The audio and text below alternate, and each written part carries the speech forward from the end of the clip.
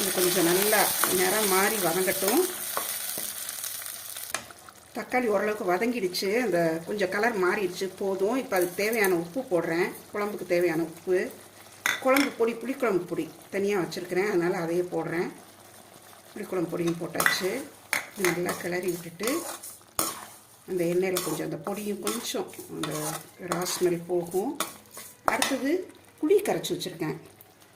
ஒரு நல்ல பெரிய லெமன் சைஸ் அளவு புளி எடுத்து நல்லா ஊற வச்சு நல்லா ஸ்குவீஸ் பண்ணி கரைச்சி வச்சுருக்கிறேன். இதையும் இதில் ஊற்றிடலாம்.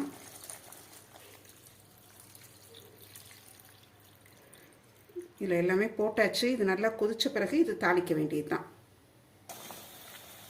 குழம்பு நல்லா சேர்ந்து நல்லா கொதிச்சிருச்சு. அந்த புளியோட பச்சை வாசனை, குழம்பு பொடியோட பச்சை வாசனை எல்லாம் போயிடுச்சு. கருவேப்பிலை கொஞ்சம் பச்சையாகவும் போட்டிருக்கேன், தாளிக்கிறப்பவும் போடுவேன். இதுலேயும் கொஞ்சம் போட்டிருக்கேன் வாசனைக்காண்டி.